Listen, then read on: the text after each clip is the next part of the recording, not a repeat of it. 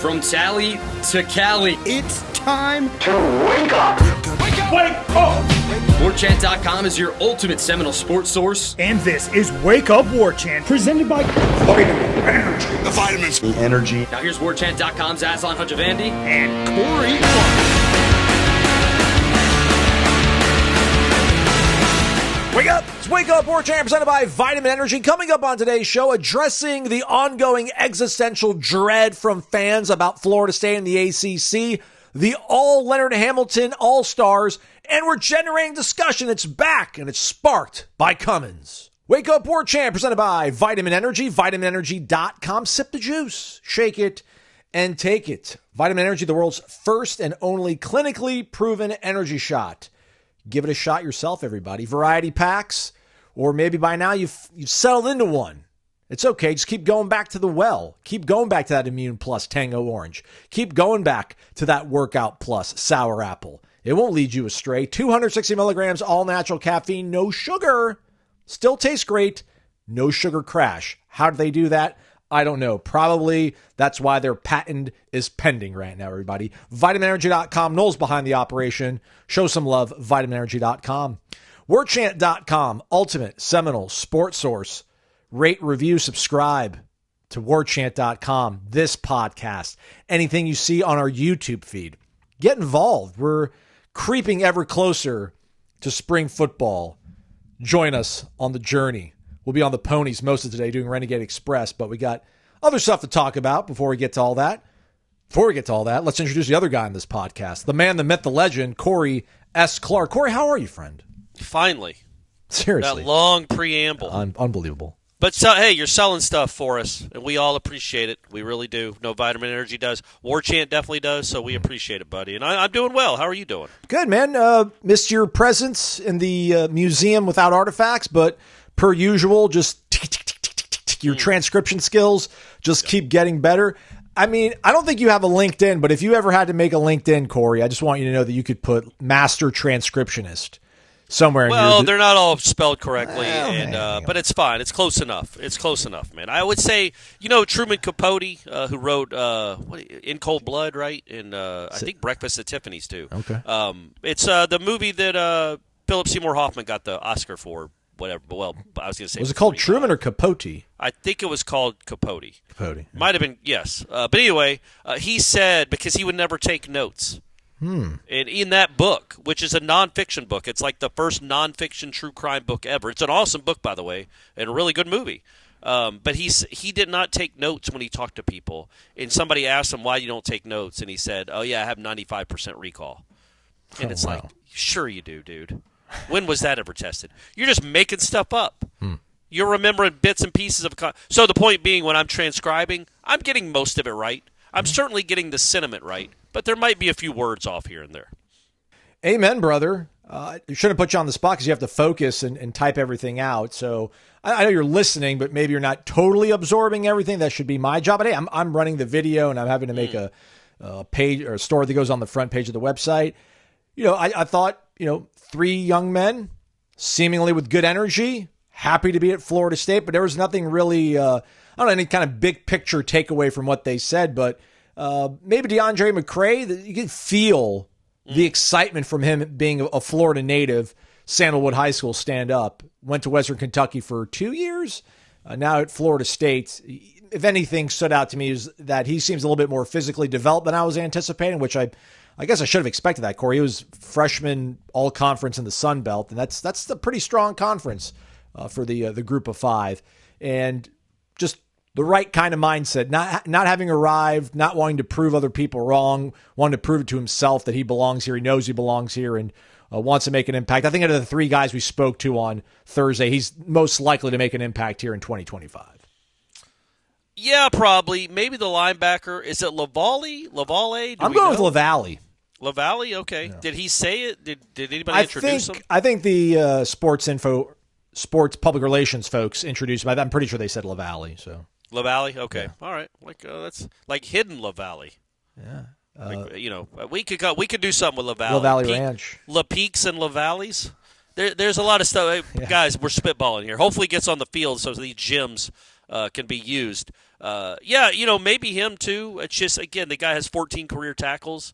But they were excited to get him. And you love Caleb LaValle, Corey. Where's this coming from? Did you watch the bowl game? Did you put the pinstripe bowl and jump directly into your veins? I just said maybe him. I don't love him. But you bring him up like when we brought him up when he committed. I'm bringing him up because he talked yesterday. That's the only reason I'm bringing him up. It's not like I interrupted you in the middle of the ACC expansion talks or getting out of the ACC to say, hey, Aslan, I know it's not ideal. But Caleb LaValle, let's talk about him some more. I didn't even know how to pronounce his name. I mean, when he committed and we would talk about things, like, yeah, actually watch out for this kid. I think I got a good feeling. And, I'm like, okay, all right, I guess, Well, so there is an open competition at that spot. And he's confident in himself. Those are always good. But, yeah, I thought the McCray kid, the guy from Western Kentucky, is the one that I feel like out of those three will probably be in the rotation. Let's just put it that way. I think he'll be in the rotation. I think I don't know, man. I think he's here to do some stuff. He's here to prove some things to some people, and hopefully he can. But I thought he was definitely the most physically developed, impressive, guy that we talked to of those three. But yeah, maybe he had the best. Just a unique perspective. Like, look, man, the Coleman kid's coming from JUCO. That's always a transition. Luckily, he's still got 4 years to play. That's always a transition.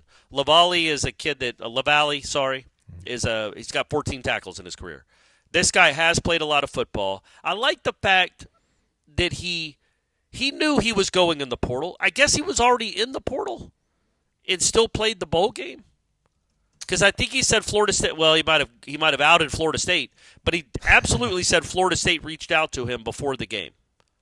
A day after the Fenway Bowl, LaValle entered the transfer portal. Not LaValle, McCray. Oh, sorry. Come on, Aslan. See, all you do is think about LaValle. You're obsessed with that kid, and you're projecting and throwing it out. It's like the spouse that cheats that's always accusing the other one of cheating. Yeah, so I think he said that he played in that game, but he had actually gotten a text from Florida State earlier that day. And so the fact that he was in the portal and he still went and played in that game. That is correct. I don't know how he did. I don't know if he played well, but I think that says something about him, man. He was at Western Kentucky, but he still wanted to be out there with his guys one last time. And as you mentioned, I think a few of those guys went D1. I mean, Western Kentucky's D1, went to Power 4 schools after that game. And it's cool that he stuck around and played and finished out the season, I think. Graded out at shade over 63.5, 63.5. Okay. That's good. 71 in the running department there. Yeah, he started the bowl game, played 53 snaps. So knowing he was leaving. Yeah. All right. Okay. Don't mind that. Don't mind that at all. That's the most snaps he played the entire season, actually. Okay. So that staff was like, all right, we're going to get every bit out of you then. We're going to use you up. And he was like, all right, whatever, fine. Yeah, he could have shut it down at halftime. Yeah. Right? Yeah. We saw, I think there was a pretty famous example of somebody doing that. Yeah. Now, that guy might be the number 1 overall pick in the draft. It's a little different. But still, what if he had gotten hurt in the third quarter? Yeah, like that was a risk he was taking there, but I like the fact that he was loyal to those guys. I know I'm saying that as I'm talking about him now at Florida State. But again, it's the world. It's the new world. We've all adjusted to it. I do think it says something about him that he wanted to finish out that season with those guys. He wasn't just in a race to get out of Western Kentucky. And then from Tylen Coleman, he's coming from junior college. He admitted he was a 0-star prospect coming out of high school, very raw. He's been at Northwest Community College. I don't remember where that one is in Mississippi. I know Gardner Minshew went there though, led them to the Mac Probably Jack. A beautiful town, wherever it is. Yeah, absolutely. But what stood out to me when he was asked about the Tony White scheme, and he says, just run and go.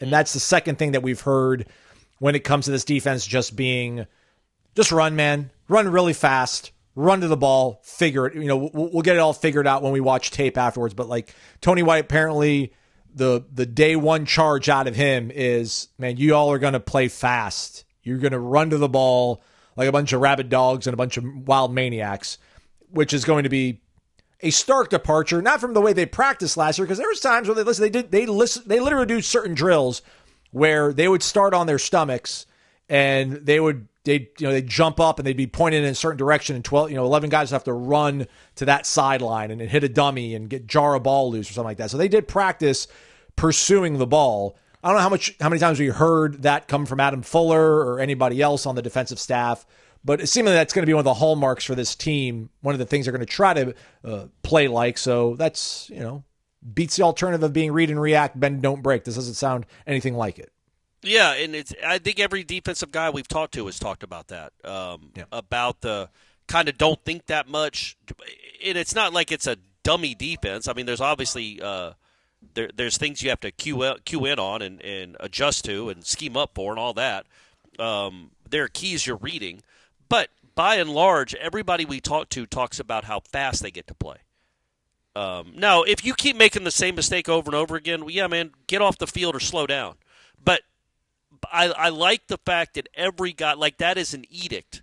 That is an overall philosophy. That is the theme of that side of the ball, is you're going to run fast and play hard. And everybody says that, but I like the fact that's like you said, run and go. LaValle said something like that too, like we're kind of free to go play football. We're free to go in this system. We're free to go play football. I know the linebackers we'd already talked to have mentioned that. I don't remember if McCray said something about that on Thursday, but yeah, man, that's encouraging because last year there just seemed to be so much reading and not any reacting. It wasn't a read and react defense. It was kind of a read and then fall backwards defense. And I like the fact that maybe they'll be the ones that the offense has to react to them, not the other way around. Maybe they can do that. I did think McCray said something about moving the line of scrimmage. So that was cool to hear. I thought I had that. I thought I read from you that was attributed to Coleman. But yeah, maybe I transposed it in my mind when I was reading that. But yeah, those are the three guys we spoke to. I thought we were going to get Jason Jenkins. That was originally on the slate, but for whatever reason, I don't know, maybe they updated it and I wasn't on the email list, which these things happen from time to time. But next up, we'll do this again on Tuesday. Scheduled to get Javen Boggs, Gunnar Hansen, Chase Lofton, and Adrian Medley. Who's Adrian Medley? Sorry, everyone. I should know that. Who is that? He's the guy from Yale. Oh, okay. All right. No, he's UCF interior offensive lineman, the guard. So, all right. But we're getting freshmen, though. There's a few freshmen mixed in there. Yeah, Boggs and Lofton, which I totally forgot about Chase Lofton. Man. From Omaha. I figured Nebraska was going to be able to pull him and hold him on to him. Man, the way Norvell talked about him. Now, Norvell's never going to say, this guy's a project. We'll see. He's always pretty effusive in his praise when he's talking about the freshman. But the way he talked about Lofton, I think I remember him saying like he was like he was their number one priority almost in their signing class. They really, really like that kid. I don't know if a freshman tight end is going to play a lot, especially with the guys they already have on the roster. But, yeah, he could if he's good enough. But it's going to be interesting to see. Yeah, I would like to see a tight end kind of have a role that is commensurate with the way they're spoken about. I mean, every year it's like we've got this high hope on like the tight end, like this guy's going to be it. I think like Jaheim is probably the closest thing we've had to a highly involved in the mix tight end. Weird? You know what's weird about that is like, yeah, it is. But like Cam McDonald, I think would have had a nice final season, but he was hurt most of the year. He was banged up. Jaheim got banged up. Morlock got domed up. Like they haven't had a tight end just kind of go through it the whole time. Marquiston was a little beefy.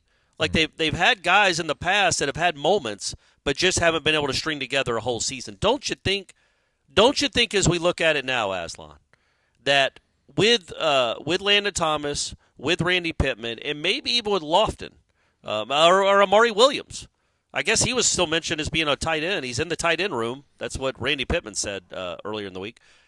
This is a pretty good core of tight ends, and the production, whether it's one guy or three guys, this might be the most production they ever get out of the tight end position since Norvell's been here. Hard to find any weaknesses in it. Yeah, they've got a lot of different weapons. It's crazy, Amari Williams too. Golly, that kid moving, whether defensive end sticks or not, but he looked really good last year. But yeah, Landon Thomas, Lofton, Randy Pittman, lots to like, and we can't call him Biscay anymore. I'm going to call him Marquiston. Yeah. Yeah, man, get involved. Gus Malzahn's going to try to figure all that out. They'll be at maybe we'll get some insight just truly into how much he likes using tight ends. I think there's the Nike coaches camp this weekend down in Orlando. I think our Matt Lasser is going to be hanging around, rubbing elbows with all these coaches. So Norvell's one of the keynote guys, and then all three coordinators, Gus, Tony White. Why don't I call him Tony Kelly? Tony White, and then Grady Kelly. I was on the mind for some reason. Sweet Prince. And then John Papuchis. So we'll see if Matt's got any insights into, or Gus tells these high school coaches and such what he thinks about tight end usage, because we could surely use one of those guys helping things out on the offense. All right, with that said, let's get to the ponies, my friend. Let's do the Renegade Express mailbag. All these questions courtesy of our great valued subscribers over at warchant.com. Remember, best question of the week gets featured in a video, and then that person gets thrown into a monthly drawing for a Cummins gift bag, and then an end-of-year drawing grand prize, Cummins portable generator or portable power station. Generating discussion sparked by Cummins. Just follow them on the old Instagram. That's all we're asking. All right, with that said, let us commence. First on deck, let's go with a basketball question. Island Chief, wake up. Coach Hamilton, he says, seemed as relaxed and content during an in-season press conference as I have ever seen in a long time, or rather, as I have seen in a long time, Aslan. Just read the words on the screen. It's not hard. Hopefully, this team realizes they are playing with house money for the rest of the season. Nothing to lose. Ham has put together some great and not so great teams. He adapted to changes as well as holding on to his core principles, giving us players from Thornton and Von Wafer, Douglas, Snare, Sarge, class of 2015 and beyond. Who is on the first and second team of the all-Hamilton All-Stars at Florida State? Push the button and crank it up. Maybe next week. Maybe next time, Island Chief. Good one, though. Good one coming out the gates. The first, let's do first team. Okay. Al Thornton. Tony Douglas. How is Trent not going to be? We're going three guards? I don't know that Trent makes it. So it's Al Thornton, Tony Douglas. Okay. Look, man, it's okay. Here's what I think it'll come down to. I think Scott. Do we make it like longevity or just how good they were? Because like Scotty Barnes was the fourth pick in the draft. So was Patrick Williams. Vassell was here for 2 years. Did they make it? Or are we looking at more like the Trent Forrests or the T-Man? The T-Mans. Well, I think Terrence Mann's close to making it anyway. But yeah, there's a lot to choose from there. Although they haven't had an All-ACC first team member, and I think Tony Douglas was the last one that was first team All-ACC, which is crazy, but whatever. So how do you think we should do it? It's a very good question. Yeah. Because Scotty Barnes was Devin Vassell a better Florida State Seminole? Yes. Than Scotty Barnes, yes. And Patrick Williams. I wasn't going to say Scotty Barnes. I was going to say Trent Forrest or Terrence Mann. Because I would argue no. He wasn't as impactful because he didn't play a whole bunch his freshman year. His sophomore year was awesome, and then he was gone. But then that's what made the program so cool, is you had dudes like that were like flashing comets in the night. And then you had planets like Trent Forrest and Raekwon Gray. It's not a shot at Raekwon's weight, by the way. I meant planets as in they're stable. They're in the solar system. They're always there. They're in the night sky all the time. Like Raekwon Gray was a big part of the program. He's obviously not on the top 5, but Tim Pickett. Like who was more important for Florida State, Tim Pickett or Devin Vassell? Tim Pickett. Yeah, but they never went to the tournament with him. Yeah. But he was a big deal. He was a really good player. It's all that team had. Yeah, it was all that team had. Yeah, I mean, anyway, Alexander Johnson. I mean, that's but he never made the tournament either. But he was really good. Yeah. Solomon Alabi was really, really good defensively. Chris Singleton played for 3 years at a pretty high level. Yeah, I think Singleton's got to be our 5. Yeah, he'd be a power. Yeah, it's positionless basketball, okay. Aslan. Right, we're just getting our best 5 out there. Okay. I'm going to say, God, that's a hard one. I should have thought more about it. I'm going to say Terrence Mann because 4 years. And he was good. Yeah. Because Jonathan Isaac, he was only here for a year. You know what I mean? Well, yeah, we didn't talk about Bacon or Beasley. Yeah, like they were. Bacon was here for 2 years. I would say Terrence Mann, Trent Forrest, Tony Douglas, Al Thornton, Chris Singleton. Chris Singleton. There you go. That's fine. All those guys, all 5 of those guys played at least 3 years at Florida State. So I think that was our gauge. No. But yes, obviously Scotty Barnes, Patrick Williams, Devin Vassell, they were very, very talented. Devin Vassell just got his number retired, by the way, up at Peachtree Ridge in Gwinnett County. Saw that was cool. And De'Aaron Fox showed up for that. Did he? De'Aaron Fox just joined the team. That's and he awesome. went up 45 minutes from their hotel to go watch Devin Vassell, his brand-new teammate, get honored at his high school. I thought that was pretty cool. He's a super likable dude. I'm not that plugged into the NBA, but whenever, especially now that he's been traded, like he's been interviewed in every manner, like on the podium after a game, during practice, he seems like an awesome dude. So that must be fun to be a Kentucky And Brady fan. actually texted and asked me and his mom if he could go, because he lives in Gwinnett County, if he could go because he heard Wembanyama and Chris Paul and Vassell were going to be there. And I'm like, yeah, right, man. They're all going to show up some random basketball. I didn't realize Vassell was getting his number retired. He was being honored. But Wembanyama didn't show up anyway, so who cares? The French. Yeah, Oh. doing his own thing, eating a croissant. Yeah, I mean, the second team, like, think about it real quick. The second team at that point, after we just named them, like Scotty Barnes, Patrick Williams, Kevin, I don't know, Kevin. Sarge, yeah, Sarge got to make it. Bernard was there for 2 years. Yeah. Alabi was a big time player for them. Tim Pickett, I think he has to be in Pickett's for sure. Golly, dude, it was a lot. It was a really good Michael run. Snare. Yeah, I was thinking about him. Maybe he's kind of the face of that ACC championship team. Like he did hit all the buzzer beaters, and he was the ACC tournament MVP, and they went to the tournament 3 out of his 4 years. You could throw him. Yeah, yes, Michael Snare. All right, so Snare, Pickett. Oh, we are doing Vassell. It's the whole show. Well, say Snare, Pickett, Vassell, Scotty, and Sarge, and Bernard James. Sorry, Patrick Williams. Okay, yeah, Patrick. Patrick never even started a game at Florida State. He was. Well, I guess Scotty didn't either.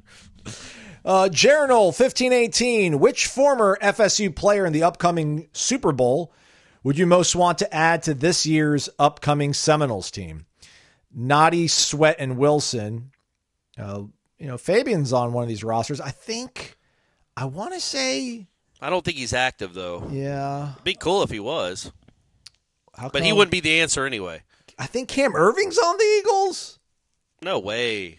Really? Yeah, I should double check that. By the way, as we're recording this is before the NFL Honors Night, which they're announcing some awards, one of them being Defensive Rookie of the Year, and the Noles have like a 2. What's 2 divided by 6? With 33% chance of winning it because they got Fisk and Verse on the ballot. Cooper DeJean, Quinyon Mitchell, Chop Robinson, the other guys. Fisk and Verse. So isn't that 2 out of 5? Oh, yeah, you're right. I thought it was 6. 40%. I apologize. But I think it's more like it sounds like it's like 80 to 90%. Like Verse is the odds-on favorite. He was like minus 1,500 a month ago. It sounds like he's probably going to win it. Not trying to jinx him because we're recording this before it happens. But either way, very, very good year for him and Fisk. And they neither want him in the Super Bowl, so that's not the question. I would say Josh Sweat. You got like Johnny. You guys know I was a huge fan of Johnny, still am. But you got Deuce, and you got the JUCO kid. You got size out wide. You need a dude coming off the edge that's really hard to block. Are we getting them at what they were when they were a Florida State Seminole, or are we getting them at what they've now become as a professional? Because Johnny outperformed probably the 3 of them. I mean, and Derek is ahead of Josh. And out of those 3, yeah, you're right. Noddy was probably the best. Yeah. I just feel like that edge. I need that edge. You know what I mean? Need a little bit of edge going on. So I would still say Sweat. And Sweat wasn't horrible when he was here. He's hurt for a while and he's always kind of a little bit banged up. But it's a good question. I don't know how to answer. It's a toughie. What's not a toughie is figuring out your lunch plans or your evening socialization plans. Wait, so did you just skip over my joke? Were you not recording for my joke? I wasn't. I stopped. Good grief, man. I'm throwing out gold here. Anyway, go on with Corner Pocket. It's awesome. We all know it. Live music on Saturday night, this Saturday night, Aslan, Tom and the Cats. So get out there and shake your moneymaker to some 70s, 80s, and 90s music. Always a good time. on Saturday night. I'm having to get reacquainted to the mailbag and scrolling one screen and stopping, and I don't want to have we don't like dead air on this show. If we go more than 1.5 seconds of not speaking, one of us gets anxiety. So, right. But I made a funny joke. He did, and it involved Caleb LaValle, and I've let you all down. Yeah. I'll try to figure out a way to redeem myself. If I'm at the Corner Pocket Bar and Grill, I'll get you a pitcher of beer, but you got to be with other people. Also, I'm going to jump in there, Aslan. Register sausage bites. Get them. Dude, James They're really B, good. Our pillar, James B, gave it a huge thumbs up recommendation, I think, on YouTube or something. It was like, you guys need to really give the sausage bites its due. So. Yeah, it's really good. It's one of my favorite things it's turned into one of my favorite things on the menu. I really, really enjoy it. Corner Pocket, Bar and Grill, 2475 Appalachia Parkway, cptallybar.com, the website. Next question. I wish we had that sound, that disembodied voice that PTI has when they do their mail time. Like, mail time. Next question. But anyhow, we trudge along here on the Renegade Express mailbag. I should say trudge. We're having fun. We go to our guy, M. Adam CZ. Wake up. Being honest, and this is the question I pose everybody in the thread, Corey, just like, at what point on Wednesday did you realize it was signing day? Huh. I didn't realize until it was like 4 p.m. I'm like, what? Yeah. Oh, all right. I'm like, oh, did we get to hear Matheson? We didn't get to hear Matheson. And I should have realized that because his signing was at 2 p.m. I'm like, well, if I haven't seen anything on it at 4 p.m., then obviously we didn't get him. Nonetheless. Get him next year. Guys. That's right. I didn't even remember the other day was signing day until I checked Warchant late in the day after work. I used to be glued to it all day. That's how much the unlimited transfer rule has changed the sport. NIL is NIL, and I think much less of a factor. Question. What does Coach Mike Norvell need to do or achieve this year to create real sustained belief in the fan base and boosters again? To me, if he goes 8-4 but loses to the likes of Bama, Clemson, Miami, Florida, the narrative will be that Alford and the boosters bailed him out by paying for much stronger coordinators. However, if he goes 10-2 or better, wins the ACC and wins a game or two in the Invitational, that's a college football playoff for the uninitiated. Yeah. That should be a huge springboard for FSU, and Mike should get a ton of credit for that.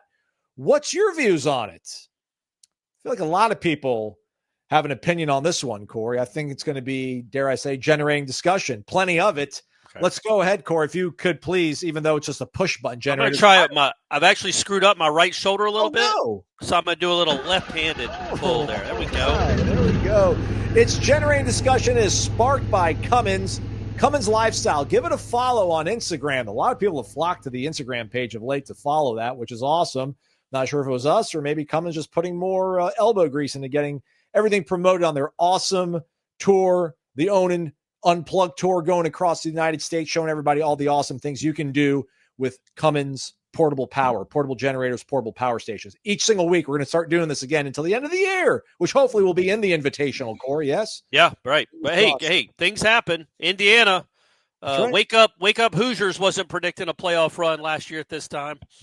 So get involved, be a member of warchant.com in the Renegade Express mail every single week. Put your question. Best one gets featured on here, gets entered into a monthly drawing for a Cummins gift bag and the end-of-year grand prize, the portable power station or portable generator. All right, it's right there on your screen. What does Norvell need to do or achieve this year, Corey, do you think, to create real sustained belief in the fan base and boosters? Again, do you believe with Mark, the 8-4, but you lose to the teams that might be just as invested as you? That shows that perhaps the coordinators are really just lifting up the boat. Does 10 wins need to be something that Mike has up his sleeve to prove that he's got his mojo back? I'm not really the cynic. I'm usually a glass half full sort of guy. I'm an optimist at heart. I try to find some silver linings and things. You guys know that. But I don't, short of like getting to the semifinals, and even then, I just don't know. You don't get to go 13-0 to 2-10 and then have another good season and people just think, oh, he's got it figured out. There's going to be some hesitancy.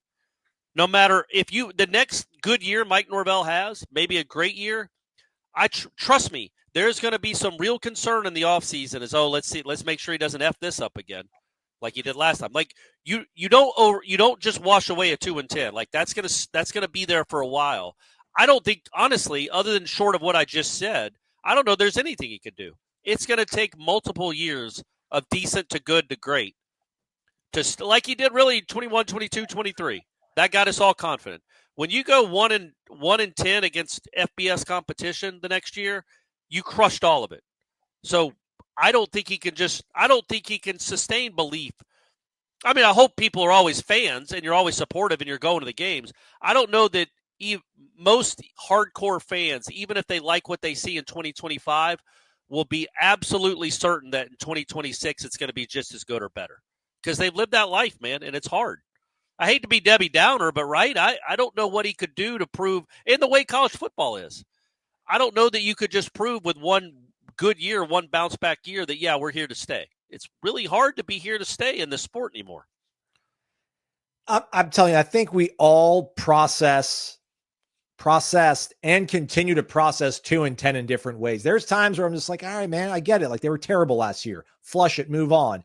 Then like you sit and you stew in the thought. You're like, my gosh, they went 2-10. Yeah.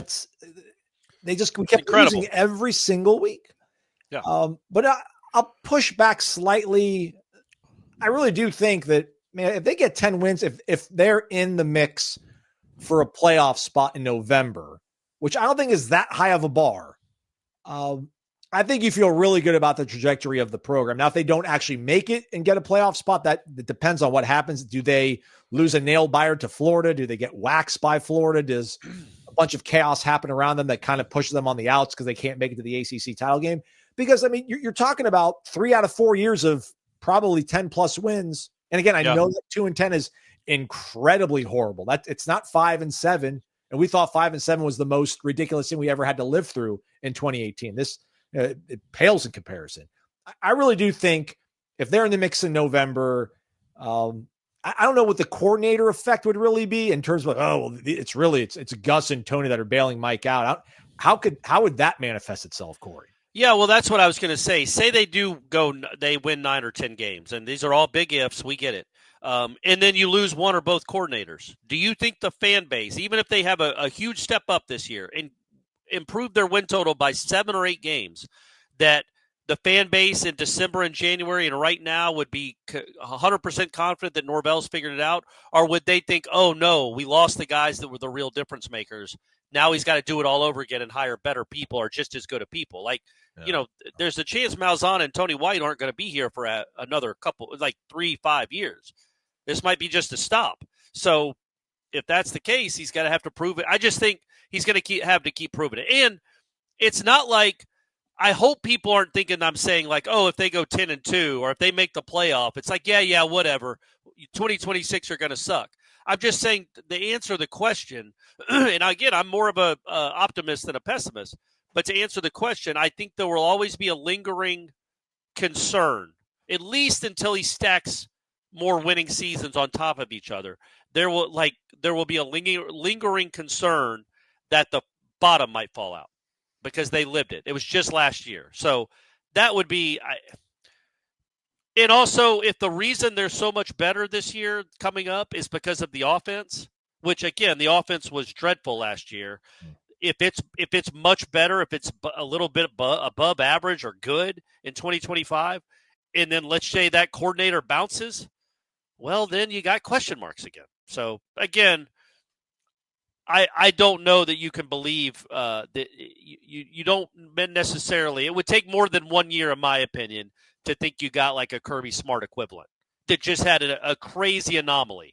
Well, that's what we thought we had. So that's But I'm saying like it just suffered a crazy anomaly of a season. It can become an anomaly. It can become a lesson that he learned great things from, but it would take more distance than just 12 months.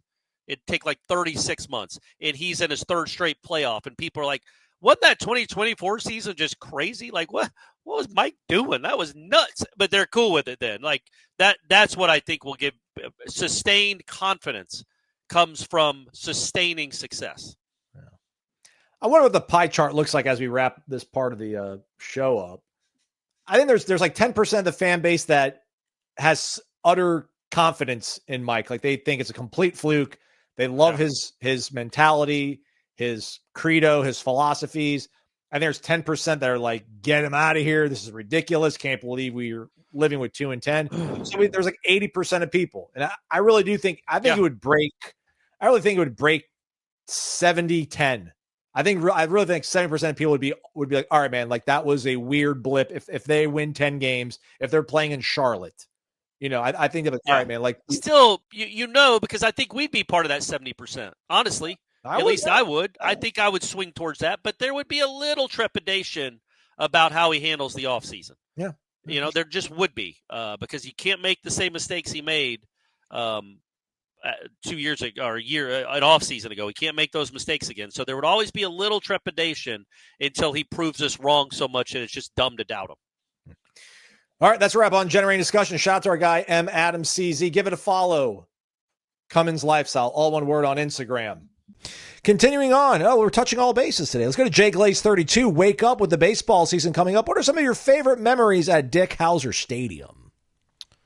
I sadly did not go to a lot of baseball games as a student. I think I only went to one, and it was game one of the 2003 Supers against Texas, because that was the grand opening, or the reopening, you will, of Howser after it got all the renovations, like the chairbacks and updated concessions and all that kind of stuff, and then we lost. So probably last year, watching them take out UConn, being on the grass right there on the first baseline. Was it on the first base? No, I was down in the stands above the dugout for the final out, and just seeing Connor Whitaker throw his glove in the air, knowing that everything he kind of dealt with last year to make himself available to this team, and then the bounce back from winning really does cure all, because 2 seasons ago, Link's first year was like literally the worst season in Florida State baseball history. Correct. So I want to remind people they had a 21-game stretch where they went 2-19 in 21 games. Florida State baseball. Yeah. And now, geez, I got all the stock possible I can have on Link Jarrett. So I hate to not be able to go back into some sort of yesteryear recall, like great 15-inning game against somebody midweek back in the day, but that's what I've got. Yeah, there's so many, man. It's hard when you win that many games. Didn't Mike Martin win like 2,200 games? I was probably there for, I don't know, hundreds of them. So when it's hard to just go pick one. I would say always the postseason seems to matter more. I loved Neaporte hitting the walk-off against Florida and flipping the bat to Doak. That was something. But I think because I never went to Florida State baseball games growing up, because I lived in Atlanta and we only came down for football games. So I never, other than when they played Georgia Tech in Atlanta, I never went to Florida State baseball games. So my first season covering Florida State baseball at a pretty consistent basis, although Steve Ellis was the main beat writer, was Buster's last year. And so that Wichita State series was incredible. Just incredible. It was hot. It was the hottest I've ever been. But it was that the emotion, the passion, that Game 3, them winning, that was all really cool. And then a really sentimental moment, but there's a bunch to choose from. The Mike McGee had a walk-off against Miami.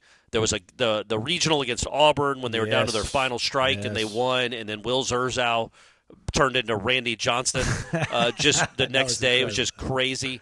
But I would say even the Stanford ones, the Stanford regionals, the Stanford Super Regionals, where they beat Mark Apple, Mark Appel, But and I wrote about it when Mike Martin passed away. Was the moment where I was writing a story. My wife at the time, Shanna, was with our son Brady, who was 3 or 4.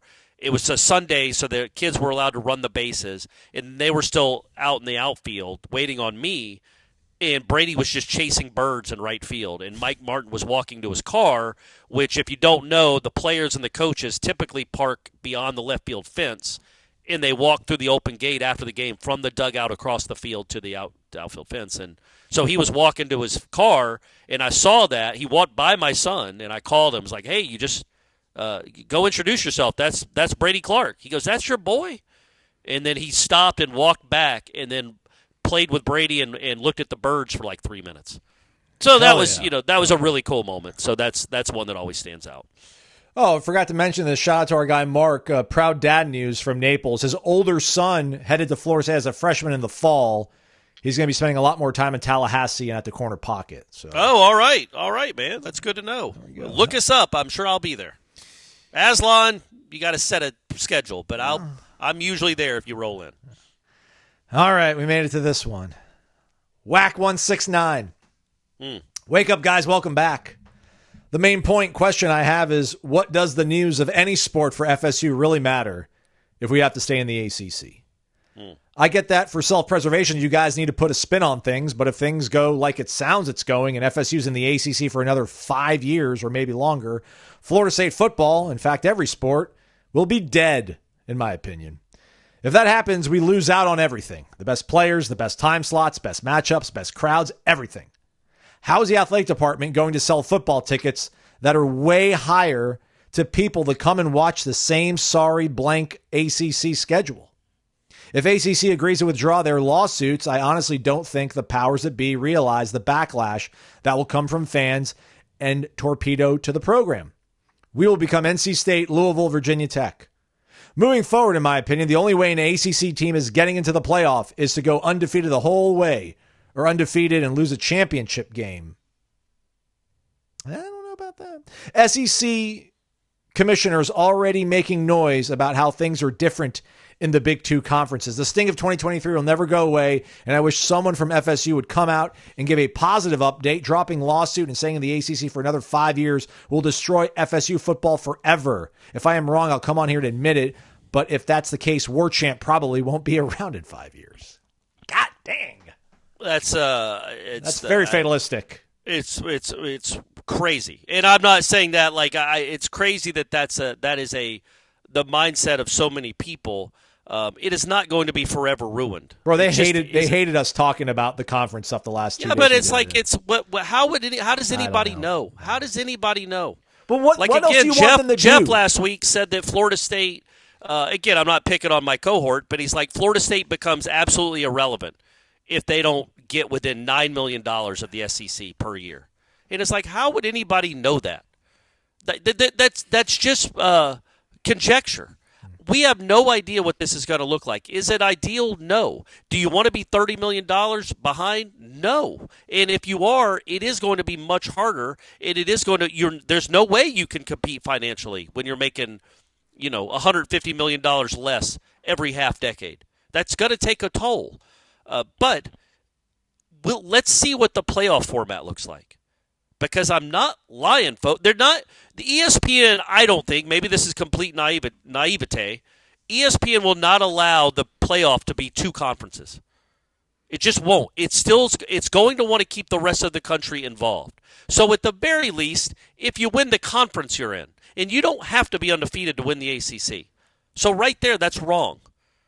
Miami could have lost twice and could have gotten into the ACC championship game. They just lost at the wrong time. SMU did lose twice, right? And they got in the playoff. Yeah.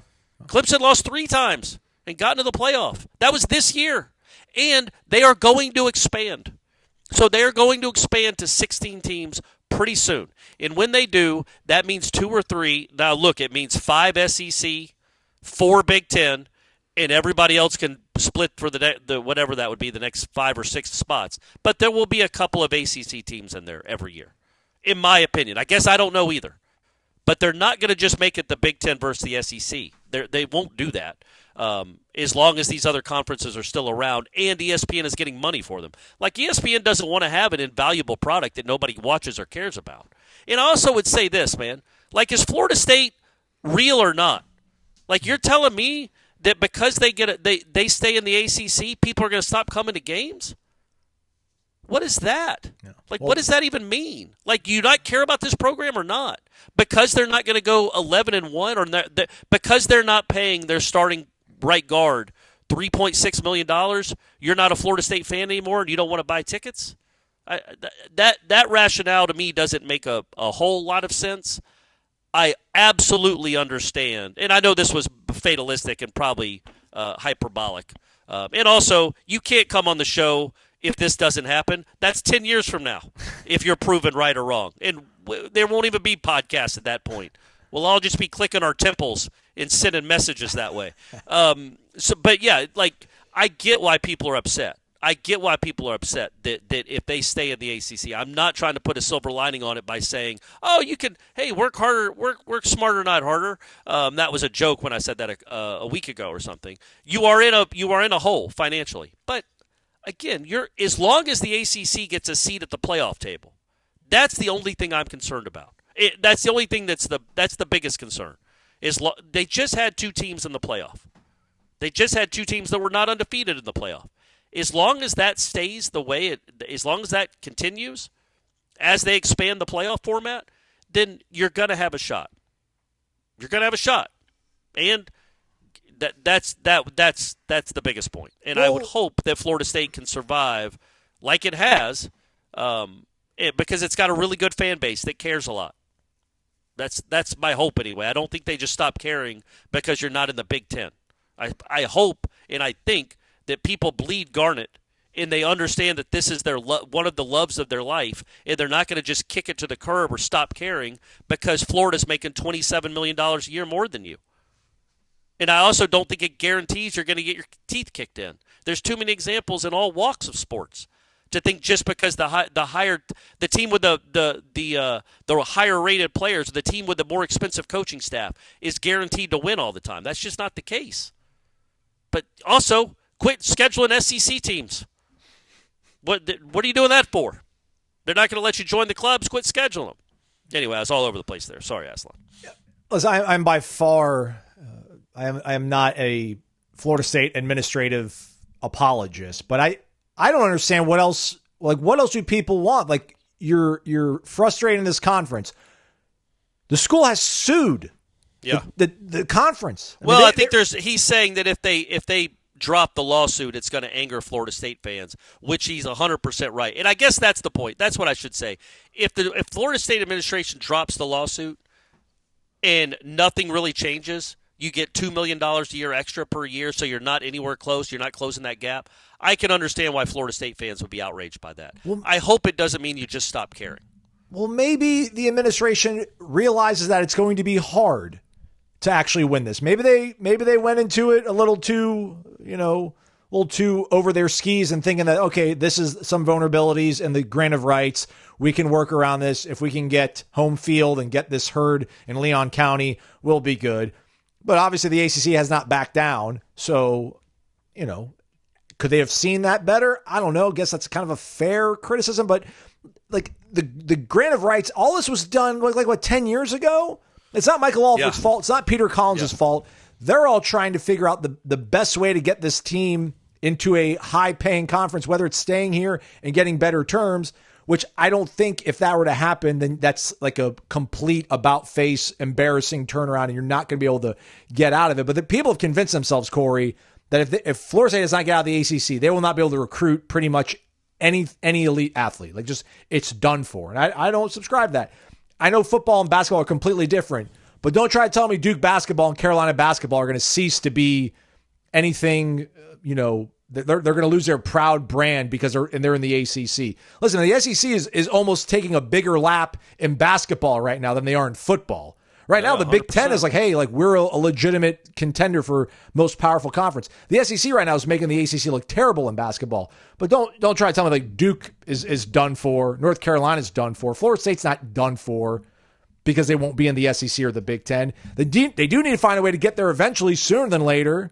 But to throw your hands up and give up on it and think that it's going to be an absolute, like we're going to become a directional school, I don't buy that for 1 minute. Yeah, I mean, again, I would say this. Who knows? How could anyone know? All it is conjecture. We have no idea how this is going to turn out. We have no idea if they do settle, what kind of agreement it will be, how much better it will be than the one they have, how much closer they are to the SEC than we thought. We have no understanding of the numbers. And we also have nobody can say with certainty what this is going to look like in 5 years. I'm not sitting here telling you that Florida State is going to be the king of the mountain in 5 years. I'm also not going to sit here and tell you that Florida State is going to be in the gutter asking for spare change. Like, we just don't know. We don't know. It might be a 30-team playoff. So that, you know what I mean? It might be they might make it a 64-team tournament. It just be a 9 seed and get hot. Who knows what's going to be happening in our lifetimes? It is unfortunate that grant of rights was signed when it was signed. It is unfortunate in hindsight that Florida State couldn't have joined the SEC 20 years ago. But we are where we are. There's too much equity that's been built up in this program and this athletic department to think it's just going to fall off into a cliff and never recover because of this one pocket of time. But I could be wrong.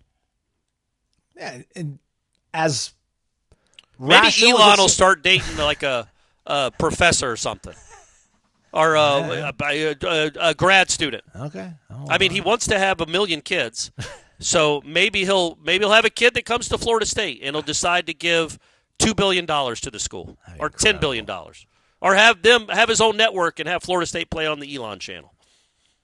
Yeah, I'm all about that. Well, let's bring it to his attention. It's a good pet cause. You know, he has 12 kids from a lot of different women, I think, too. Yeah, like 3 or 4 different women. One of them or a couple of them have names that are with just letters and numbers. Yeah.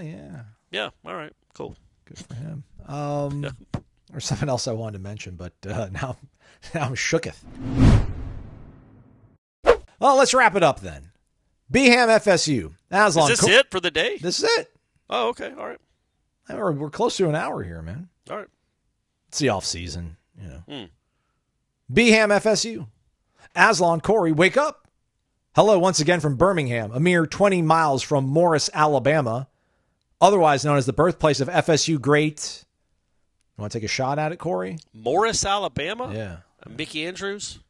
No idea. No. Offensive player. From Alabama? Yeah. Peter Tom Willis? Bang. All right. There you go. Okay. Question. That sounds like a city Peter Tom Willis would have been born in. Yeah. You can say that. I can't. Question. Actually, I can't say it. It's free country. How many practices this spring do you anticipate it will take for you to form an opinion on the 2025 football team? What will be some things that you'll be looking for? Corey's going to be a coward and not do any. I'm going to wait it out. Yeah. And by the time we don't have the schedule yet, but if they do their normal practice for a week, take spring break off, and then come back, I think by that second week. Yeah, by the second week. I don't know how the calendar is going to break. I don't know when the dates are going to be, but give me 10 days, which will probably end up being 4 practices. I'll get crazy. I'll make some. Yeah, but 2 of the practices or 3 aren't even in pads, right? I don't care, man. I want to see the way they move. I want to see the energy. See the agility. Yeah, I want to see the energy. I want to see how they're practicing, what they're practicing, drills, things of that nature. Yeah, man. So, I'm not scared. Even my friends on my group chat are like, just whatever happens, man, just don't tell us they're going to be good in the beginning of the season if they're not.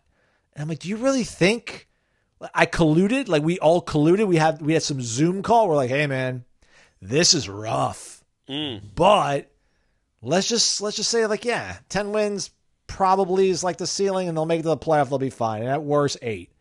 No. We're like, all right, this guy just won 13 games. Yeah. Yeah, it was a lot of belief in the coach. There was a lot, and that benefit of the doubt is gone. Yeah. But maybe it was a lot of benefit of the coach. And, when we talked about the team last year, it wasn't, we at least you and I got pretty granular, man. We would talk about certain positions and be like, yeah, they look pretty good. Or they did run the ball. They looked like they could run the ball there, and they did. And that was by far the biggest miss from anyone, is that I thought they were going to have a good offensive line and be able to run the ball. They did do it in practice. A lot of times Darrell Jackson and Josh Farmer didn't practice together or weren't on the field at the same time, and maybe that had something to do with it. But the middle of the line looked strong last year. I think I remember we were saying that they might not have the home run that Trey Benson was doing in 2023, but it felt like they had a more consistent, chunk ability. And, they did not get any of those yards, and they definitely didn't have a home run hitter. So, it all came crumbling down. And the way they looked, they had drives in August that looked like that first one against Georgia Tech. 9-yard run here, 12-yard run there. That's an easy first down there. That's kind of how it looked at times in practice, and then it just devolved into chaos and just unspeakable horror. But that first drive was kind of what we thought it was going to be. The offensive line paving the way and the running backs being pretty good. But no, you look, man, I'm not going to be – I don't know that I would be, even in August, be like, yeah, this team's a 9-win team or an 11-win team. My opinions will be about players and position groups. You know what I mean? I think that's we don't know how it's all going to come together. I can't predict how the other teams on the schedule are going to be. I can tell you if Castellanos is missing a lot of throws or he's a better passer than he's ever been. I can tell you that Deuce Robinson can't be guarded, or that Landon Thomas has turned into a freak, or that Mekhi Danzy's going to be a real weapon and they might actually use him, or the freshman kid's unbelievable. we can tell you those things. But as far as like the wins and how good they're going to be, I just feel like that's more about, especially now, learned our lesson. It's more let's see where the season goes. I'm more comfortable doing that than I am putting like crazy expectations on singular players. Well, but that's what we did. Like I remember, like in 2022 in the spring, being like we talked about it, especially in August. I would be like, man, the Trey Benson guy's good. Like he's a good running back. He was calling that in the spring, I feel like. Yeah, Right, coming off that injury. Yeah. Johnny Wilson is making ridiculous catches. You saw Jordan Travis. Jordan Travis is leveled up, man. He is making plays and throws that he has never made as a college quarterback. We all saw that, and we all said it. That didn't mean we thought they were going to win 10 games, but we gave people hope, rightly, that Jordan Travis had taken a big step and that Johnny Wilson and Trey Benson were going to be huge additions to the team. And Micah Pittman. And they all were. We weren't wrong. They were difference makers. In 2023, we had Jared Burst too. And then 23, obviously, Keon, anybody could see that. So we've seen we've seen both sides of the coin now, Corey. But we were calling that. That's what I'm saying. Like, it's okay to, like, make predictions. I would never say, like, oh, look, Deuce Robinson's going to have 1,400 yards or he's going to be an All-American. I will say Deuce Robinson looked unbelievable today. He had 5 catches that were ridiculous. They can't cover him. Squirrel White is always open. That isn't saying Squirrel White's an All-American and going to be a first-round pick. He is impressing at practice. He is proving that he is very, very good. Does that mean the team? I think that's easier to say that, like, yeah, that guy's really good. That guy is an improvement. They are improved at that position drastically. Is it drastic enough to get to a bowl? We'll all see, folks. But, I think it's easier to do that than just make an evaluation on an entire team. But you disagree. I just think we've seen both sides of the coin. We saw the way the team looked when they practiced in 2023, so we should be able to calibrate what a great team looks like. We saw the way the team looked like when they practiced in 2024. Well, that team had great players, right? We thought that team was going to be really good because of Keon and Jared and Jordan and Johnny. Yeah, but we saw the way they looked in period 3. Like, we saw the plays Jordan would make. Yeah, we saw a really good quarterback. I'm saying, like, but we don't have that in 2025. Old Tommy C, isn't Jordan Travis. And Deuce Robinson's probably not Keon. And whoever the running back is probably isn't going to be Trey Benson. But if they're we can still – that doesn't mean we can't make predictions of how good they're going to be. Those particular players, like they are a step up. They are a very good. Like I don't want to compare 2025 to 2023 and say, oh, they don't practice as well as that team did. Well, no, duh, they're not going to be as good. That team was one of the best in the country. I don't think 2025 Florida State is going to be one of the 5 best teams in the country. But I hope they prove me wrong, Aslan. And you know who's going to start that? My man Caleb LaValle. If they just follow his lead. There's no telling where this thing's going to go, man. And he's got 2 more years. He's only a redshirt sophomore. He's got 2 more years, 3 more years. Yeah, I don't remember spring, unfortunately. Like, I don't remember how they looked in spring last year or how they looked in spring of 23. Maybe I should go back and listen to some of our old shows to get an idea. I do remember not liking what I saw out of the receiver core a lot. Yeah. That turned out to be prophetic. But, I mean, it was like number 14 on a list, a 50 bullet point list of what was and also, they did have good corners, and that hurt them. Like, they really, even this past year when they lost 10 games, the cornerbacks weren't the reason. How about Azaria? Is he going to be a first-round pick? Man, Mel Kiper and Field Yates, they love them some Azaria Thomas. I think even my boy Todd McShay's high on Azaria right now. Okay, all right. You called that one 3 years ago. I like that kid, man. He's got some stuff to it. Yeah, that's right, I did. His first week of practice, I'm like, yeah, this guy's legit. He's really good. So, yeah, that's one of them, the ones we got right. Yeah, man, I'm going to give you I'm going to try to make some – I'm not going to force it, but if I see things that I'm like, well, this looks really good. Like, this reminds me of good times. I'll point it out. If I see things I'm like, it doesn't look that great right now. But the thing is, it doesn't matter because everybody's going to be like, well, it's still – that's the thing, too.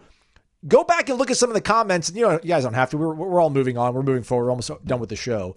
But, man, those first few weeks of preseason camp when we would talk about receivers struggling or negative. Way too negative. Oh, yeah. Like, what? You guys are stupid. Like, obviously, defense ahead of the offense. Like, have you not done this? I mean, like, really, really rude, abrasive comments, which whatever. It's not going to affect the way that I talk and share my opinions on the program. But, yeah, I hope you guys don't forget that, too. Like, whenever we do say things like, I mean, obviously, it's the offense should be slow right now. The defense always had the offense at this point in the season. Chill out. Wake me up if there's problems in October. Yeah. My favorite part of all these shows is us relitigating it and trying to defend our positions. The best was everybody. I hope you all listen to headlines anyway. Go listen to like the first 10 minutes of hour number 2. Ira was not a big fan of one of the questions and it was very funny, but he got very defensive. Yeah, all right. Which was very funny to see. I was like, man, you're protesting a little bit too much there, big guy. Calm it down. It's one question. It's one person. But it was very funny. Hey, on the way out, we did mention him already, but shout out to Terrence Mann, who now has the good fortune of being an Atlanta Hawk. Oh, no kidding. Gets to play with Trae Young. Let's go. And the softball team split their opening doubleheader of the season. Yeah, I didn't like didn't like what I saw there in game 1. That's a good team they went up against. I know, but 9 runs. Who started in the circle? I didn't get to check it out. Ashton Danley started. Okay. I think Mimi Gooden pitched some too. The freshman, Jazzy Franchik, I think is her name, or Francic, was the starter in game 2 and apparently pitched pretty well. My girl Beecham hit 2 home runs in the opener. So that was good to see. And then I think sophomore Kennedy Harp had a big day. I think she's the 8 or 9 hitter, but she was one of the super-duper freshmen last year that didn't get to play a lot, I think. And she had a really big day on Thursday. So they're 1-1. They beat Northern Colorado badly and then lost Oklahoma State like 9-6. I don't like all the crooked numbers, man. Yeah. Just don't like all that's not – but it's also February. And this is kind of how even when Sandercock was here, she would struggle a little bit early in the year. And then he gets honed in and dialed in later in the year. So, yeah, take a few lumps with the pitching staff. They're going to throw 6 in every tournament. So they pitched 4, I think, on 4 or 5 on Thursday, and they're going to pitch them all again as they move on in the tournament. So, get your feet wet, and hopefully the pitching will improve enough that the really good offense will carry them to Oklahoma City again. No McKenna Reed. Huh. Maybe saving her for today. Okay. Let's hope. All right. Sounds good. All right. That's a wrap for us and for the week. But plenty going on over at warchant.com, the ultimate Seminole sports source. So go check it out, everybody. Hit the thumbs up on the way out. We'd appreciate that. And don't forget the Jeff Cameron show. I think he was under the weather yesterday, so they only went 1-3. Usually 1-4. We'll see how the big guy's feeling. Jeff Cameron Show, Warchant TV, 93.3. And then the FSU basketball team is on the road. Oh, no, they're off. They're off completely. They don't even play this Saturday. So, I said that so loud that the cat, because I live with cats now, just sprinted out of the room. I gotta control the volume of my voice some. Yeah, somebody said in the press conference the other night, like, oh, so you don't play for 8 more days. I'm like, what? Yeah, isn't that crazy? They certainly don't play for 8 more days. All right, we're done. He's Corey Mazal. Thanks for listening to Wake Up Warchant, presented by Vitamin Energy, vitaminenergy.com.